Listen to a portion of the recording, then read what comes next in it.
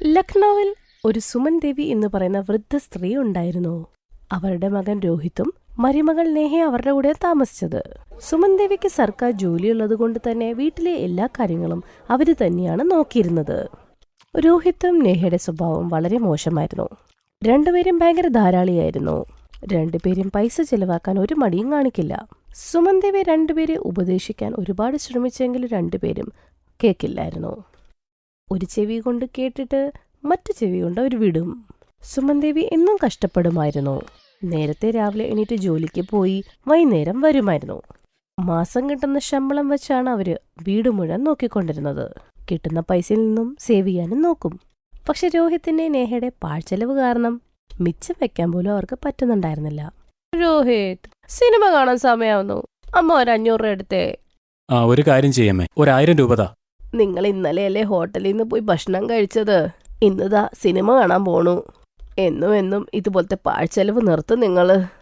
കുറച്ച് പൈസ സേവ് ചെയ്യുക. ആവശ്യം വരും നിങ്ങൾക്ക്. പൈസ നമുക്ക് ആവശ്യമുണ്ട്, അത് സേവ് ചെയ്യണം. രോഹിത് മോനെ, നിന്റെ ജോലി പോയതിനു ശേഷം നീ വേറൊരു ജോലി പോലും നോക്കിയിട്ടില്ല. നിനക്കറിയാലോ, എൻ്റെ ജോലി കൊണ്ടായി വീട് കഴിയുന്നത്. എനിക്കെന്തേലും സംഭവിച്ചാൽ നിങ്ങളുടെ കാര്യം എന്താവോ എന്തോ. നമുക്കാണെങ്കിൽ സ്വന്തം വീട് പോലും ഇല്ല. എൻ്റെ ഈ സർക്കാർ ജോലി പോയാൽ ഈ സർക്കാർ ക്വാർട്ടേഴ്സ് പോലും കയ്യിൽ പോവും. പിന്നെ നമ്മൾ എവിടെ പോവും? അമ്മ, അതപ്പം നോക്കാം നമുക്ക്. ഇപ്പൊ അമ്മയ്ക്ക് ജോലി ഉണ്ടല്ലോ, അപ്പൊ നമുക്ക് എൻജോയ് ചെയ്തൂടെ? ഞങ്ങളിപ്പോ എൻജോയ് ചെയ്യണം നിങ്ങൾക്ക് ഇഷ്ടമില്ലാത്ത പോലെയാ. ഞങ്ങൾ പുറത്ത് കറങ്ങുന്നത് അമ്മയ്ക്ക് ഇഷ്ടമല്ലേ? എന്തിനാ അമ്മേ ഞങ്ങൾ എങ്ങോട്ടെങ്കിലും പോകുമ്പോൾ ഞങ്ങളുടെ മൂഡ് കളയുന്നത്? എനിക്ക് സിനിമ കാണാൻ പോകണം. അതിന് ഞാൻ അമ്മയോട് എൻ്റെ പൈസയല്ലേ ചോദിച്ചത്. അല്ല മോനെ, അങ്ങനെയല്ല. ഞാൻ നിങ്ങളുടെ നല്ലതിനു വേണ്ടി പറയുന്നത്. നിക്ക്, ഞാൻ കാശെടുത്തിട്ട് വരാം. സുമൻ ദേവി നേരെ റൂമിലോട്ട് പോയി മാറ്റിവച്ചിരുന്ന പൈസയിൽ നിന്നും 1000 രൂപ രോഹിത്തിന് കൊടുക്കും. രോഹിത്തും നേഹയും കറങ്ങാൻ പുറത്തേക്ക് പോകും. സുമൻ ദേവി പറയുന്ന ഒരു കാര്യം രോഹിത്തിനും നേഹയ്ക്കും മനസ്സിലാവുന്നില്ലായിരുന്നു. രണ്ടുപേരും ഡെയിലി കറങ്ങാൻ പോകും, വെറുതെ പൈസ കളയുമായിരുന്നു. സുമൻ ദേവി രോഹിത്തിനോട് ജോലി എന്തെങ്കിലും ചെയ്യണമെന്ന് വാശി പിടിച്ചു പറഞ്ഞു. രോഹിത് ജോലിയുടെ ഇന്റർവ്യൂവിന് പോകുമ്പോഴൊക്കെയും നേഹനെയും കൂടെ കൂട്ടുമായിരുന്നു. നേഹ കൂടെയുണ്ടെങ്കിൽ രോഹിത് പെട്ടെന്ന് ഇന്റർവ്യൂ തീർക്കാൻ എന്തെങ്കിലുമൊക്കെ പറഞ്ഞിട്ട് പോകും. അത് കഴിഞ്ഞ് രണ്ടുപേരും കറങ്ങാനങ്ങ് പോകും. ഇന്റർവ്യൂ വെറും ഒരു അടവായിരുന്നു. അതും പറഞ്ഞ് രണ്ടുപേരും കറങ്ങാനങ്ങ് പോകും.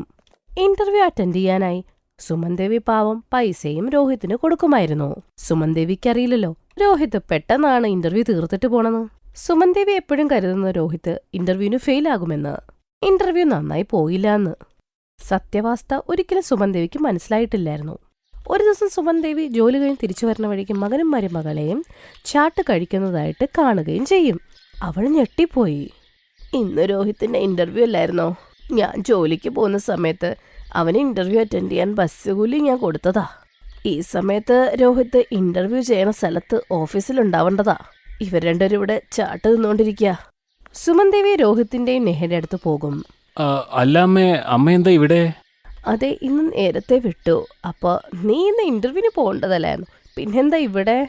അമ്മേ, അത് എൻ്റെ ഇൻ്റർവ്യൂ ക്യാൻസലായി. പിന്നെ മാത്രമല്ല കുറച്ച് ലേറ്റുമായി. അപ്പോൾ സ്നേഹയ്ക്ക് ഇഷ്ടമുള്ള ഈ ഭക്ഷണം കഴിക്കാൻ വേണ്ടി ഞങ്ങളിവിടെ നിന്നതാ. മതി, ഇനി നമുക്ക് ഒരുമിച്ച് വീട്ടിലേക്ക് പോവാം.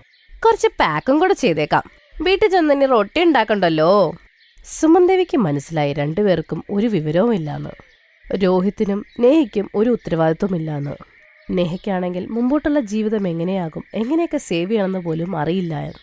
രോഹിത്തും നേഹയും കരുതിയത് അമ്മയ്ക്ക് സർക്കാർ ജോലിയല്ലേ, പൈസ വന്നുകൊണ്ടിരിക്കുമെന്ന്. ഒരു ദിവസം സുമൻ ദേവിക്ക് വയ്യാണ്ടായി കിടപ്പിലായിപ്പോയി. പിന്നീട് ജോലിക്ക് പോകാൻ പറ്റിയില്ല. ശമ്പളം വരാൻ നിന്നു. വീട്ടിലെ ചെലവും മുടങ്ങിപ്പോയി. സുമൻ ദേവിയുടെ ജോലിയും പോയി. അവർക്ക് സർക്കാർ ക്വാർട്ടറും വിടേണ്ടി വന്നു. ആകെ കിട്ടുന്നത് പെൻഷനായിരുന്നു. അതും വെച്ച് വീട്ടു ചെലവ് നോക്കാൻ വളരെ ബുദ്ധിമുട്ടിയിരുന്നു. പെട്ടെന്ന് തന്നെ നേഹയും പ്രഗ്നന്റ് ആയി.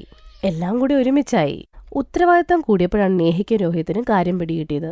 അപ്പോഴാണ് കുറച്ചു കാര്യങ്ങൾ പറയാൻ ബാക്കിയുണ്ടായിരുന്നു. അമ്മ പറഞ്ഞത് ശരിയാ. ശ്രദ്ധയോടെ ചെലവഴിക്കാനും പണം സൂക്ഷിക്കാൻ പറഞ്ഞൊക്കെ ശരിയാ.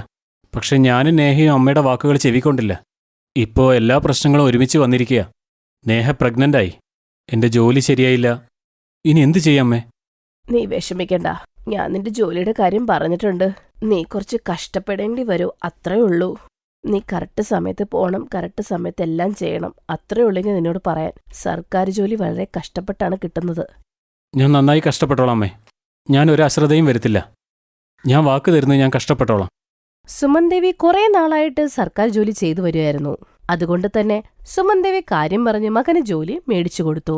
രോഹിത് വളരെ കഷ്ടപ്പെട്ട് ജോലി ചെയ്യാൻ തുടങ്ങി. രോഹിത് പാഴ്ചെലവൊക്കെ നിർത്തുകയും ചെയ്തു. നേഹയ്ക്ക് നല്ല ഉത്തരവാദിത്തം വന്നു. നേഹയ്ക്കും കാര്യങ്ങൾ മനസ്സിലായി. വരുംകാലത്ത് ഇനി സേവിങ്സ് ഇല്ലാതെ കാര്യം നടക്കില്ലെന്ന് മനസ്സിലായി. രോഹിത് ജോലിക്ക് പോവാൻ തുടങ്ങിയപ്പോ സുമൻ ദേവി നേഹനെ നോക്കാനും വീട്ടിലെ കാര്യങ്ങളൊക്കെ ആയിട്ട് അങ്ങ് ഒതുങ്ങി. സുമൻ ദേവിക്ക് വളരെ അഭിമാനമായി, സ്വന്തം മകനും മരുമോളും നല്ല രീതിയിലായപ്പോ. സ്വപ്നയും അഞ്ജലിയും പഠിക്കാൻ നല്ല മിടുക്കികളായിരുന്നു. അവരെപ്പോഴും സ്കൂളിൽ നല്ല മാർക്ക് മേടിക്കുമായിരുന്നു. എനിക്ക് വലുതായിട്ട് IPS ആവണം, എനിക്ക് ഡോക്ടർ ആയാ മതി. ഈ രണ്ട് സഹോദരികൾക്ക് പഠിക്കാൻ ഇഷ്ടമായിരുന്നു. പക്ഷെ അവരെ സപ്പോർട്ട് ചെയ്യാനായിട്ട് വീട്ടിലാകെ അവരുടെ അമ്മ മാത്രമേ ഉണ്ടായിരുന്നുള്ളൂ. അതേ മക്കളെ, നിങ്ങൾ നന്നായിട്ട് പഠിക്കട്ടോ. എന്തായാലും നിങ്ങളുടെ സ്വപ്നം ഒരു ദിവസം സാധിക്കും. അത് വിട് സുനിതേ. അവർക്കെന്തിനാ ഈ ആവശ്യമില്ലാത്ത സ്വപ്നങ്ങളൊക്കെ നൽകുന്നത്? പഠിച്ചതിന് ശേഷം അവർ പിന്നെ എന്താ ചെയ്യുക? ഞാൻ പറഞ്ഞ ജോലി ഇവരെ പഠിപ്പിച്ചാൽ പോരായിരുന്നോ? നാളെ അവർ മരുമക്കളായി പോകേണ്ടവരല്ലേ? ഇത് കേട്ട് സുനിത പറഞ്ഞു, അതേന്നേ, ലോകം മാറിയിരിക്കുക. ഇപ്പോഴത്തെ കാലത്ത് പഠിത്തം അത് നിർബന്ധം, അവര് സ്കൂളിൽ പോകട്ടെ. സുനിത ഒരുപാട് പ്രാവശ്യം നിർബന്ധിച്ചിട്ടാണ് മനോഹർ പിള്ളേരെ സ്കൂളിലേക്ക് അയച്ചത്. രണ്ട് സഹോദരികളും നന്നായി സ്കൂളിൽ പഠിക്കുന്നുണ്ട്. എപ്പോഴും ഫസ്റ്റായിരുന്നു. അങ്ങനെ വർഷങ്ങൾ കഴിഞ്ഞു. രണ്ടുപേരും 12ാം ക്ലാസ്സും കഴിഞ്ഞു. 18 വയസ്സ് കഴിഞ്ഞപ്പോഴേക്കും അവരുടെ അച്ഛൻ പറഞ്ഞു, ഇനി ഇവരുടെ കല്യാണം നടത്തണം. ഇവർക്ക് വേണ്ടി നല്ല പയ്യനെ കണ്ടുപിടിക്കണം. പക്ഷെ അച്ഛാ, ഞങ്ങൾക്ക് ഇനിയും പഠിക്കണം. അതെ അച്ഛാ. അങ്ങനെ ഒരു ദിവസം സുനിതയുടെ BP കൂടിയിട്ട് ഞരമ്പ് പൊട്ടി അവള് മരിച്ചുപോയി. അങ്ങനെ കുറച്ചുനാൾ കഴിഞ്ഞ് 2 മാസം കഴിഞ്ഞ് മനോഹരന്റെ മൂത്ത ജ്യേഷ്ഠൻ അവിടെ വന്നു. നീ എന്തിനാ നിന്റെ മക്കള് പറയുന്നത് കേട്ടുകൊണ്ടിരിക്കുന്നത്? നമ്മുടെ ഗ്രാമത്തിലെ 18 വയസ്സായ പെൺപിള്ളേരുടെ കല്യാണമൊക്കെ കഴിഞ്ഞിരിക്കുന്നു. ഇപ്പോഴും പിള്ളേര് പറയുന്നതൊക്കെ കേട്ട് നീ ഇങ്ങനെ തുടങ്ങി എന്തു ചെയ്യും? പെട്ടെന്ന് തന്നെ അവർക്ക് പയ്യന്മാരെ കണ്ടെത്തി കെട്ടിച്ചു വിടാൻ നോക്ക്. മൂത്ത ജ്യേഷ്ഠൻ പറയുന്നത് കേട്ട് മനോഹർ 2 പിള്ളേരെയും കെട്ടിച്ചു വിടാൻ തീരുമാനിച്ചു. എന്നിട്ട് ഒരേ വീട്ടില് 2 പിള്ളേരെയും കെട്ടിച്ചു വിടാൻ തീരുമാനിച്ചു. പക്ഷെ അച്ഛാ, ഇങ്ങനെയാണെങ്കിൽ ഞങ്ങളുടെ ആഗ്രഹം സാധിക്കില്ല.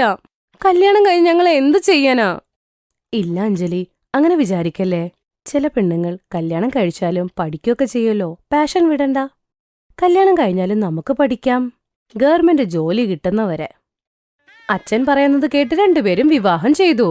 പഠിക്കുന്നത് കൊണ്ട് തന്നെ അവരുടെ അമ്മ അവരെ കൊണ്ട് ജോലി അധികം ചെയ്യിപ്പിക്കാറില്ലായിരുന്നു. അതുകൊണ്ട് തന്നെ അവർക്ക് ജോലി ചെയ്യാൻ അത്ര മിടുക്കില്ല. അത് കാരണം അമ്മായിയമ്മയുടെ വഴക്ക് എപ്പോഴും കേൾക്കുമായിരുന്നു. ഒരു ദിവസം അവരുടെ അമ്മായി, നോക്ക്, എന്തോരം പഠിക്കാനുണ്ടായിരുന്നു അതൊക്കെ കല്യാണത്തിന് മുൻപ്. ഇനി അങ്ങോട്ട് പഠിക്കേണ്ട ഓരോ ആവശ്യമില്ല. ഈ വീട്ടിൽ അതൊന്നും നടക്കത്തില്ല. അതൊക്കെ വിട്ടിട്ട് മര്യാദയ്ക്ക് വീട് നോക്കാൻ നോക്ക്. എന്നാൽ അവരുടെ മനസ്സിൽ വേറെ എന്തൊക്കെയൊക്കെ ആയിരുന്നു.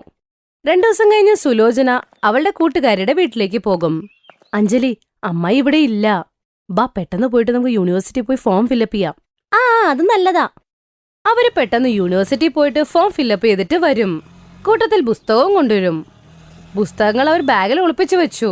പക്ഷെ അവർ വീടെത്തിയപ്പോഴേക്കും അമ്മായി അവരുടെ മുമ്പിൽ നിൽക്കുകയായിരുന്നു. 2 പേരും എവിടെ പോയതാ? അത് അമ്മായി, ഞങ്ങൾ കുറച്ച് സാധനം വാങ്ങിക്കാൻ മാർക്കറ്റിൽ പോയതായിരുന്നു. എന്ത് സാധനാ? കാണിച്ചേ അങ്ങോട്ട്. അപ്പോഴേക്കും പെട്ടെന്ന് അയൽപക്കത്തെ ചേച്ചി ഭജനയ്ക്ക് വിളിപ്പിക്കോരെ. സുലോചന അവരുടെ കൂടെ അങ്ങ് പോകും. അതുകൊണ്ട് ഇവര് രക്ഷപ്പെട്ടു. അവർ 2 പേരുടെ ഭർത്താവ് ജോലി കാരണം എപ്പോഴും പുറത്തായിരുന്നു. അതുകൊണ്ട് തന്നെ അവരവരുടെ മുറിയിലിരുന്ന് അവർക്ക് പഠിക്കാൻ അവസരമുണ്ടായിരുന്നു. 2 പേര് രാവില്ല പകലില്ലാതെ കഷ്ടപ്പെട്ടു.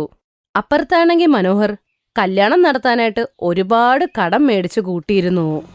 അത് തിരിച്ചടയ്ക്കാൻ പറ്റാത്തതുകൊണ്ട് തന്നെ ആ ഭൂമി അവന്റെ കൈനങ്ങ് പോയി. അങ്ങനെ അവനെ വീട്ടിൽ നിന്ന് പറഞ്ഞു വിട്ടു.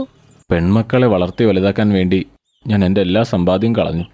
അവിടെയാണെങ്കിൽ 2 സഹോദരികളും കഷ്ടപ്പെട്ട് പഠിക്കുകയായിരുന്നു. കുറച്ചു കഴിഞ്ഞപ്പോ 2 പേരും ഒരുമിച്ചാണ് ഗർഭിണിയായത്. അങ്ങനെ ഒരു ദിവസം അവരുടെ അഡ്മിറ്റ് കാർഡ് വീട്ടിൽ വന്നപ്പോ ആ പോസ്റ്റുകാരൻ കാർഡ് അവരുടെ അമ്മായിക്ക് കൊടുത്തിട്ട് പോയി. ഓഹോ, ഇവര് 2 പേരും പഠിക്കാനാണല്ലേ ഇവിടെ ഇരിക്കുന്നത്. എന്റെ മക്കൾക്ക് ഇത് വല്ലതും അറിയാമോ? അവരോട് പറഞ്ഞിട്ടേ ഉള്ളൂ കാര്യങ്ങള്. വൈകുന്നേരമായപ്പോ സുലോചന പിള്ളേരോട് ഈ കാര്യം പറയും.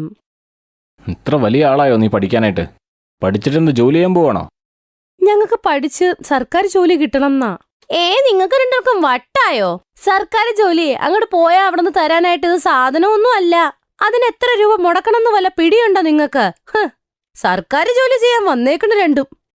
അവരുടെ ഭർത്താക്കന്മാർ അവരെ ഒരുപാട് ഉപദ്രവിച്ച് വീട്ടിൽ നിന്ന് പുറത്താക്കും. അവരവരുടെ അഡ്മിറ്റ് കാർഡ്, സാധനങ്ങൾ ഒക്കെയായിട്ട് തിരിച്ച് വീട്ടിലേക്ക് പോകും. ഇനി നമ്മൾ എന്ത് ചെയ്യും അഞ്ജലി? ഇനി പഠിക്കാതെ വേറെ ഒരു കാര്യവും നടക്കില്ല നമുക്ക്. നമ്മൾ ആഗ്രഹിച്ചതിനി സാധിച്ചെടുത്തേ പറ്റുള്ളൂ. അങ്ങനെ അവർ ഫുട്പാത്തിൽ അവരുടെ സാരി വെച്ച് ഒരു ചെറിയ ടെന്റ് കെട്ടും. എന്നിട്ട് അവിടെ ഇരുന്ന് പഠിക്കും. രാവിലെയൊക്കെ അവർ ഭിക്ഷ തെണ്ടുമായിരുന്നു. വൈകിട്ടാവുമ്പോൾ സ്ട്രീറ്റ് ലൈറ്റിലിരുന്ന് കുത്തിയിരുന്ന് പഠിക്കും. അങ്ങനെ കുറെ നാൾ കഴിഞ്ഞു. വെള്ളം കുടിച്ച് വയറ് നിറയ്ക്കുന്നതായിരുന്നു അവരുടെ ശീലം. പക്ഷെ പഠിത്തം വിട്ടില്ല. അങ്ങനെ അവരുടെ ഫസ്റ്റ് സെമിസ്റ്റർ എക്സാം ആയി. അതിൽ രണ്ടുപേരും ടോപ്പറായിരുന്നു. കോളേജിലെ പ്രിൻസിപ്പൽക്ക് അവരുടെ കഥയൊക്കെ മനസ്സിലായി. അവര് രണ്ടുപേരോട് പറഞ്ഞു, ഇന്നു മുതൽ നിങ്ങൾ രണ്ടുപേരും കോളേജ് ഹോസ്റ്റലിലായിരിക്കും. രണ്ടുപേരും നന്നായി പരിശ്രമിക്കണം. എനിക്ക് നിങ്ങൾ രണ്ടുപേരും ഉയരങ്ങളിലെത്തുന്നത് കാണണം. സത്യമാണ് പ്രിൻസിപ്പൽ സർ, ഒരുപാട് നന്ദിയുണ്ട്. അങ്ങനെ അവര് ഹോസ്റ്റലിൽ താമസിക്കാൻ തുടങ്ങി. അവിടെയുള്ള ചെറിയ ചെറിയ ജോലികൾ ചെയ്യുന്നു. അതുകൊണ്ട് അവർക്ക് 2 നേരത്തെ ഭക്ഷണവും കിട്ടി. കുറച്ചുനാൾ കഴിഞ്ഞപ്പോ രണ്ടുപേരും പ്രസവിച്ചു. അഞ്ജലിക്ക് ആൺകുട്ടിയും സപ്നയ്ക്ക് പെൺകുട്ടിയായിരുന്നു. രണ്ടുപേരും പിള്ളേരെ നന്നായി നോക്കുകയും ചെയ്തു, പഠിക്കുകയും ചെയ്തു കൂട്ടത്തിൽ. അങ്ങനെ അവര് കോളേജ് പാസ്സായി. ഇനി അവരുടെ ചെറുപ്പകാലത്തെ സ്വപ്നം അതാണ് സാധിക്കേണ്ടത്. അഞ്ജലി ഡോക്ടറിന്റെയും സപ്ന IPSന്റെ എൻട്രൻസ് എക്സാം എഴുതി. അവര് രണ്ടുപേരും സെലക്ട് ആയി. കോളേജിന്റെ പഠിത്തം തീർന്നപ്പോ അവർക്ക് ഹോസ്റ്റലിൽ നിന്നും ഇറങ്ങേണ്ടി വന്നു. ഒരു പ്രാവശ്യം കൂടെ ഫുട്പാത്തിൽ വരേണ്ടി വന്നു. അങ്ങനെ കുറച്ച് പിള്ളേർക്ക് കോച്ചിങ് ഒക്കെ കൊടുത്തു. അതിന്റെ കൂട്ടത്തിൽ അവർ പഠിക്കുകയും ചെയ്തു. ട്യൂഷനിൽ നിന്ന് കിട്ടിയ പൈസ കൊണ്ട് പിള്ളേരെ നോക്കാൻ തുടങ്ങി. അതിന്റെ കൂട്ടത്തിൽ അവരുടെ പഠിത്തത്തിന്റെയും. കുറച്ച് കഴിഞ്ഞ് അവർ എക്സാം ഒക്കെ എഴുതി. അവരാഗ്രഹിച്ച ജോലി കിട്ടി. രണ്ടുപേർക്ക് സർക്കാർ ജോലി കിട്ടി. അഞ്ജലി ഡോക്ടറായി, സപ്ന IPS ആയി. അങ്ങനെ നമ്മൾ ആഗ്രഹിച്ച സ്വപ്നം സാധിച്ചല്ലേ? ഇതൊന്നും നടത്തിക്കിട്ടാൻ നമ്മൾ എന്തോരം കഷ്ടപ്പെട്ടു. ദൈവമേ, ഒരുപാട് നന്ദിയുണ്ട്. അങ്ങനെ അവരുടെ ഭർത്താവിന്റെ ഫാക്ടറിയിൽ തീപിടിച്ചു. അവരുടെ ജോലിയും നഷ്ടപ്പെട്ടു. ഉണ്ടായിരുന്ന വീട് കടക്കാരെടുത്തു. അവര് വഴിയോരത്തായി.